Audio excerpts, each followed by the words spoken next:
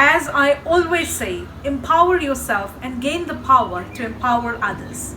I am Dr. Abhinanda Gautam, and you are in the session 7 of the video series Leadership in Business. In this session of power and influence in leadership, let's see what we are going to cover. After this session, you should be able to understand the consequences of power for leadership effectiveness, understand ways to use power effectively, then understand the different types of influence tactics in organizations, and understand how the tactics are used to influence subordinates, peers, and superiors. So yes, guys, let's have a chat about the concept of power and influence. Sometimes we call power, or we term power as control, or do what I say, or being in charge of something. However, what is the actual meaning of power? Is it to influence people? Is it to inspire people? What do we mean by power? And how many types of power is practiced by various leaders in the industries? So that is what we are going to talk. As in here, you can see that we keep on talking about women power. We keep on talking about women empowerment because women are stepping up. They are occupying seats of board of directors. They are occupying seats in the C-suite levels. And it is high time that each female gives rise to other females of next generation. So let's see how power and influence is being practiced by most of the leaders in business world. What is the meaning of power? The concept of power is useful for understanding how people are able to influence each other in organizations. It is extremely important that we understand that the meaning of power is how you influence your followers in terms of your behaviors and attitude that you practice in organizations. And your power to create followers, your power to create constructive followers, your ability to inspire and influence positive changes in the society. So according to Gary Yacoul, the term power is usually used to describe the absolute capacity of an individual agent to influence the behavior or attitudes of one or more designated target persons at a given point in time. So the agent is the person that is practicing power, and the target is the people on whom the power is being practiced. So let's not take it only as do what I say or only command and control, but it has a lot of positive aspects that create hope, or that instill hope in the minds of followers, or we can say target. It is also important to understand that when you have power, do you have authority? Right, authority in terms of whether you have the right prerogatives, obligations, and duties to perform in organization. And it is also said that you have the right to make particular types of decisions in an organization, and that is how you utilize your power, organizational power, formal power, legitimate power in the organizations. So it is said that that you have, because of the organizational power bestowed on you, or that is what is required from you, and you have the obligation to perform your duties and rights, and there is a prerogative that you can utilize, right, in order to practice your authority. So that is why it is said that when you are taking decisions in the organizations, there are a lot of aspects that you need to take care of, because at the end of the day, you are in the process of influencing people, influencing your subordinate, peer, team members, and your followers. So in this process of influencing others, what are the components that you must take into account? These are the three major aspects that people take care of in the process of influencing others. First is instrumental compliance. Second is internalization, and the third is personal identification.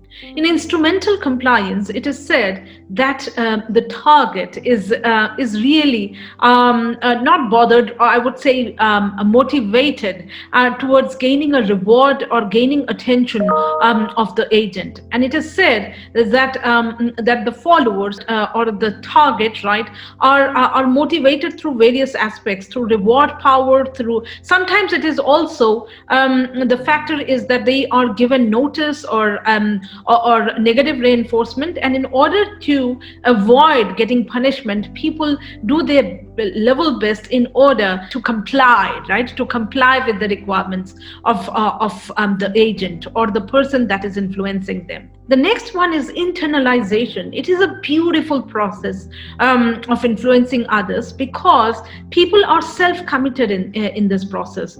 People, because of intrinsic factors of motivation, like self-achievement, like a sense of recognition, like appreciation, they believe that in case they follow the agent or they follow the leader, they would definitely be appreciated. And in this process of internal motivation or self-realization, somewhere or the other, they practice shared ownership with the organizational goal and vision.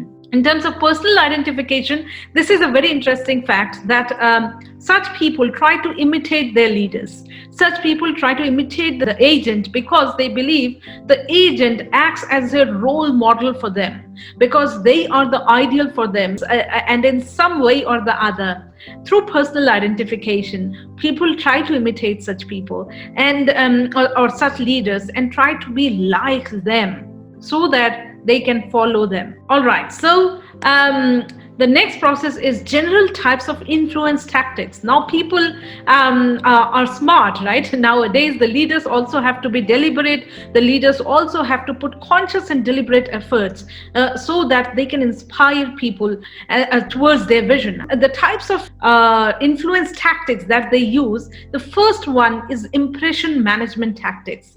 In this one, it is both. It is on the both end, and I would not say it is only from the agent to the target or from the target to the agent. I mean to say from the leaders to the followers, or from the followers to the leader.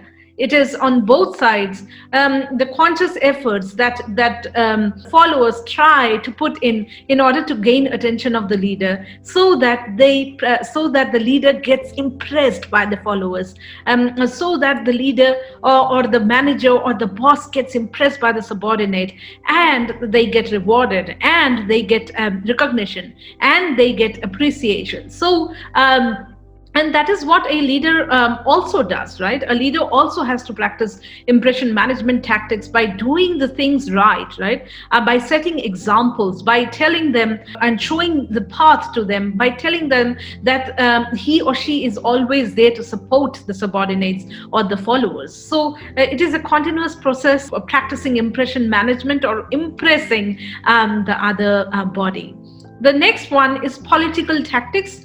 This keeps on happening in office and politics. We all know sometimes it is about decision making, sometimes it is about performance appraisal, sometimes it is about layoffs, sometimes it is about promotion, sometimes it is retrenchment. Depending on the cases, the manipulation or the kind of constructive, manipulated, mitigating risks, right? Decisions that are being taken before taking major decisions. And these are the tactics that are generally utilized so that the followers don't turn destructive, the followers remain as constructive as possible, and that kind of diplomacy, right? That kind of smart moves are taken in political tactics so that maximum followers can be retained. And the last one is proactive tactics. Proactive tactics in terms of the followers trying their level best, right, in advance to impress the leader, and that is why sometimes they perform overtime, sometimes they are doing teamwork activities, sometimes they do collective decisions, sometimes they practice empowerment, sometimes it's decentralization, and the aspect is to be proactive, and sometimes it is as a company as a whole, organization as a whole, to beat the competition as well. So overall, the tactics is to influence, right? It's to inspire, whether it's society, whether it's subordinates, whether it's peers, right? Or whether it's an organization as a whole. So these are three types of influence tactics that people sometimes use in order to be in power, or in order to practice power and authority in the right sense. All right, then What are the influence outcomes? As you can see, people get committed, right? People are completely committed towards the organization. Sometimes it's compliance, it's mere compliance, whether you agree or not, believe it or not, right? Like it or not, you have to comply with the policies, you have to comply with the requirements. So that is why sometimes it just ends with compliance. And sometimes it is resistance. We all are human beings, and we are talking about human minds, right? And we are the most complicated creature in the world. And that is why there is no one golden rule to manage types of people. And sometimes it's resistance to change because of unknown, because of fear of unknown, because of new skills, new technology erupting in almost every day. So influence outcomes can be anything, right? From commitment to compliance to resistance. And it is the leader's role to be ready and prepared for any kind of outcomes that he or she may confront. Now, when you are in power, right, what kind of power sources are, or what type of power you can utilize as a person that is enjoying the concept of power. And power is not always utilized in the same way, right? By a leader. It depends that what you would like, or what skills do you have in order to practice your power. So the first one is legitimate power. We all know that, right? Sometimes the name itself shows that the position is powerful. For example, I say CEO, right? A vice president, or a chairman, right? These are the legal powers, organizational power given to you, and the name itself suggests that you have the power to take decisions because the organization itself has decided you to be in utilizing power, right? But on the other hand, there are not many people that are the CEOs, CFOs, CMOs, or CHROs, right? However, they also utilize power in different ways. What are they? Second is reward power. Reward power means you are in a position, right, that if you are happy with the performance of your followers, even a single follower, then you are in a position, right, to reward that person. And reward power generally is practiced by a lot of transactional leaders. They reward people that do outstandingly well, that are outstanding in their jobs. And it is said that the leaders that practice reward power are never fail to skip to appreciate. They never skip to appreciate.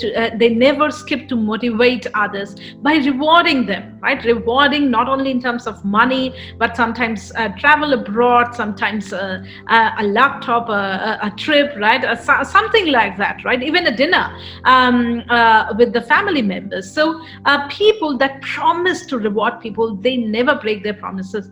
If you have done outstandingly well, you will definitely be rewarded. And that is why they influence others through their reward power. The other one is expert power. They are not the CEOs and CFOs in the organization, but because of the rare skill, exceptional skill that they possess, people believe them, right? Like there are a lot of exceptional skills that are in the market. For example, I say ethical hacker, right? And they have extreme power because of the expertise that they hold. Or if I say the doctors, right? The most known in the city would have the maximum power. People believe them blindly. Why? Because of the kind of expertise that they hold, right? And similarly, I'm not going to explain each and every one, but yeah, you can see that personal power. Such people, because of their charisma, because of their convenient skill, right? Because of their oration power, because of their own vision, because of their capacity to influence people, capacity to talk to people, right? But they are like inundated with followers, and it's not because of their designation, but the kind of charisma that they hold.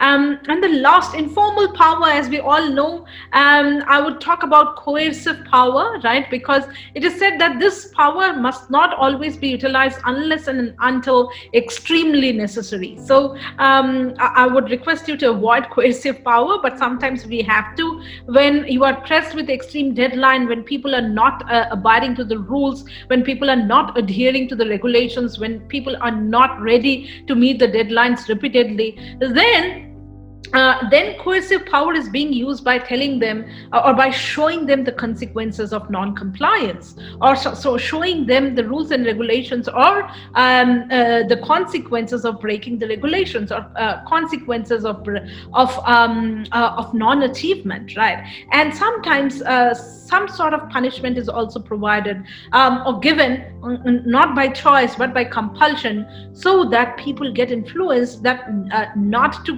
commit mistakes repeatedly in future. However, it is said that the other types of power must be utilized so that people get positively affected and influenced, and they contribute in a positive and productive way for the organization. All right, guys, this is data time, beautiful data that we got this time. As you can see, that this is again from Zenger Folkman. Good leaders increase engagement for their employees, right? This is again from Harvard Business Review. As you can see, that what is the impact, right, of engagement score out of 0 to 100 when managers, employees, then managers, employees, and then managers themselves, right? In case the effectiveness percentile of high level manager is high, then as you can see that the impact is also high. Otherwise it's very, very less, bottom 10%, as you can see.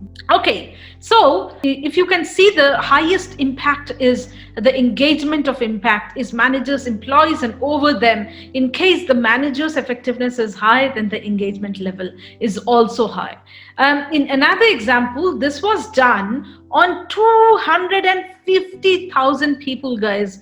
Assess the effectiveness of 23,800 leaders through 360 feedback. The raters included the leaders, manager, peers, direct reports, and others who work with him or her. All right, so as you can see that people of same organization with same pay system, same benefits and same culture, but different leaders. So what was the level of employee satisfaction and engagement and commitment? So as you can see that poor leaders could create dissatisfaction.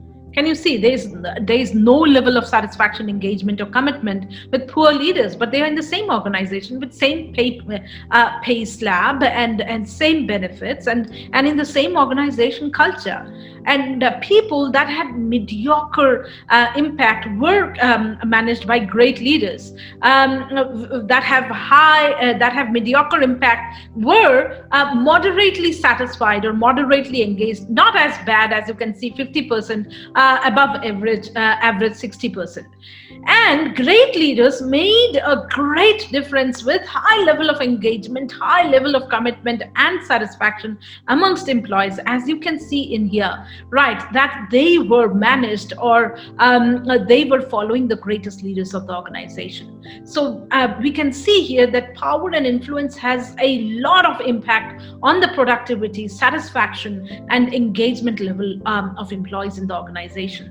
And that is why the more conscious we are, the more deliberate we are, the more self-aware and self-controlled we are, we can definitely measure the impact, as it's again done by Zenger Folkman, that the credibility of your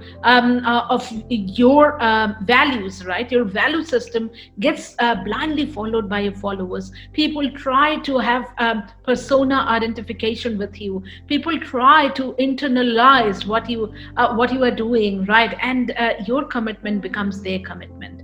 All right, guys, so we have covered content of section 7 and we are done with this session.